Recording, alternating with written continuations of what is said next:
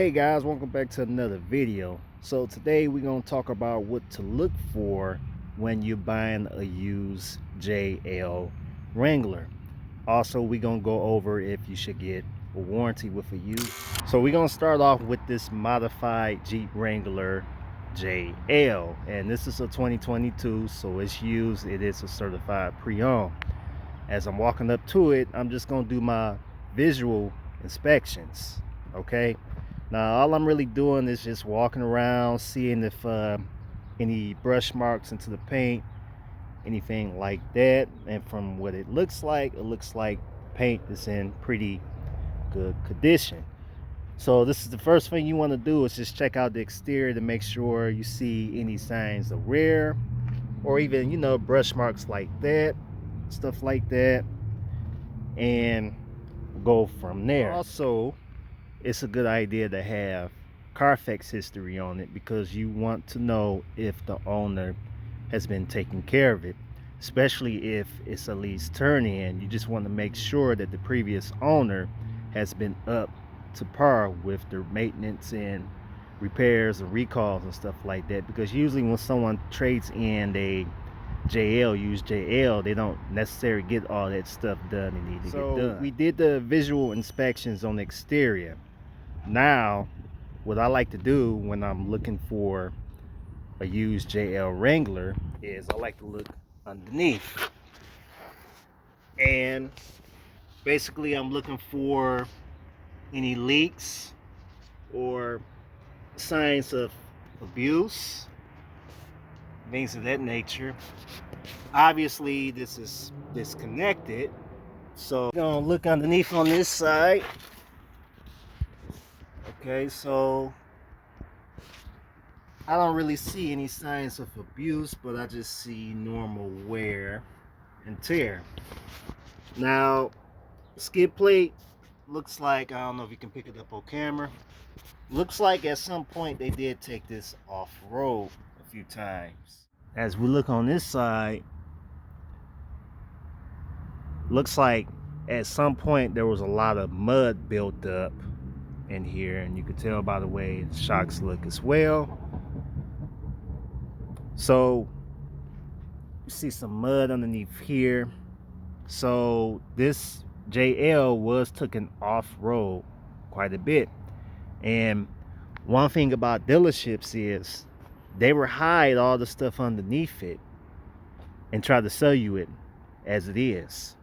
So you want to keep in mind, it's nothing to feel embarrassed about getting underneath here and looking, doing your visual inspections on the undercarriage. Now, the salesman probably gonna think something wrong with you because you're underneath the car, but trust me, when you get underneath here and you do your visual inspections, you making sure you don't see no signs of leaks and stuff like that, then you saving yourself a big headache, and you saving yourself tons of money, especially if you decide to buy a used JL that's out of warranty.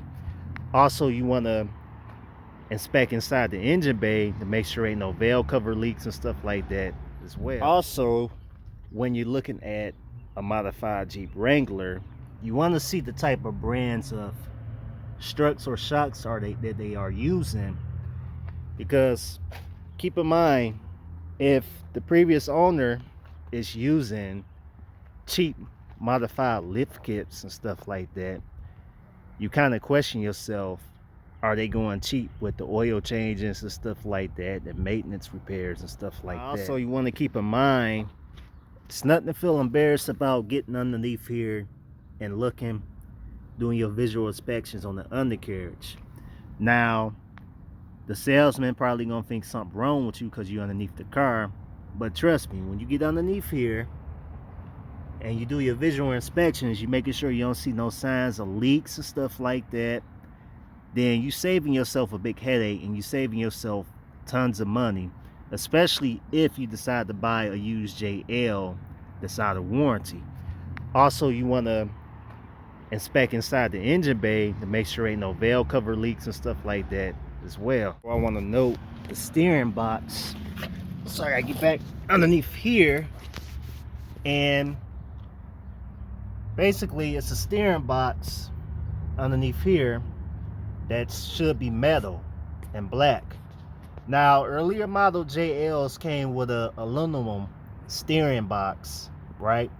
Aluminum, and there was a service bulletin on the aluminum steering box. So those steering box had to be replaced with a metal one, and a lot of Jeep Wrangler owners have report that the steering has been a lot better with that new steering box.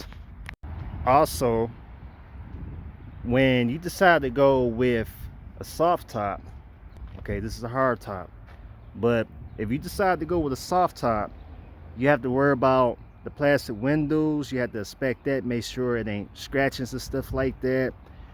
Now, there's no soft top here in the parking lot, but this hard top, you're just doing your visual inspections. I'm just pretending like that this is a soft top. And with soft tops, you want to make sure ain't no scratches in the plastic windows and stuff like that. You also want to make sure the soft top is aligning perfectly with the body, because in the long run that will cause leaks, and you don't want that. Now, as far as warranty, in all honesty, this is my personal opinion, and this kind of varies from person to person, but say I'm buying a used JL and I'm making payments on it, you might want to consider looking at a warranty depending on how many miles is on it, because me, honestly, I hate to drive off of a lot, be making a car payment, and then have to pay out of repairs out of my pocket. I mean, at least I want the car to be paid off before I start making major repairs. So this one, it should come with a warranty. It's got 12,000 miles on it, and it's selling for 50 grand, and it does come with a warranty. As you're looking inside the interior, obviously the door is locked, the dealership is closed, but that screen in the middle, you want to make sure that's working properly. The seats, those seats are like $1,500 to $2,000, so you want to make sure that those are in good condition, because these seats can wear, especially in the heat. Also, the steering wheel, that leather wrap steering wheel, there were a lot of complaints about the leather wrap steering wheel texture coming off in the heat. You also want to make sure that that's in good condition as well, because this being the $50,000 JL used, you kind of question yourself, well, I'm about to spend $50,000 and it's already got wears and tears in the seats and the steering wheel and stuff like that. I don't want to do it. But then you probably ask yourself, well, what if I don't have $50,000 to put on a used JL? What if I want one that's in the 20,000s range? What if I want a Wrangler JL Sport instead of a Rubicon? And say if the JL had like a little over 70,000 miles, you might want to talk with the dealership that you're getting it from and ask if a warranty is included, what that warranty covers. Because if you can't get a warranty, you will save yourself a lot of headaches in the long run.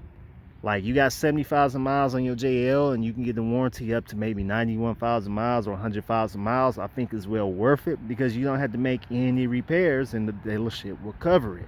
Go out and buy a brand new one, then you don't really have to worry about too much of any repairs, because it's brand new, especially if you decide to lease one. But keep in mind, not everybody always want to buy a brand new Wrangler JL, because they are quite expensive. I mean, prices are through the roof. Wrangler JLs or even the JKs do quite hold their value well.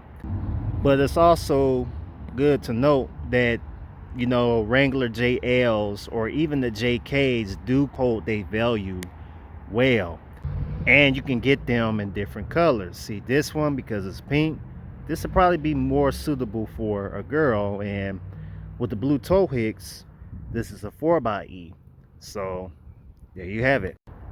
But one thing to keep note about hybrids is that because it takes more money to make them, electrifying mixed with gasoline is going to cost more in the long run when they sell them. So 4xEs can be very, very expensive as well.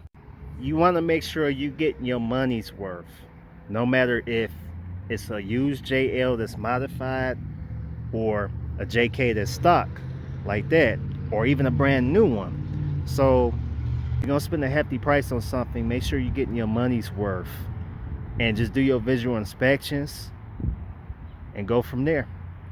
And that'll be it. Thank you guys for watching, and see you in the next one.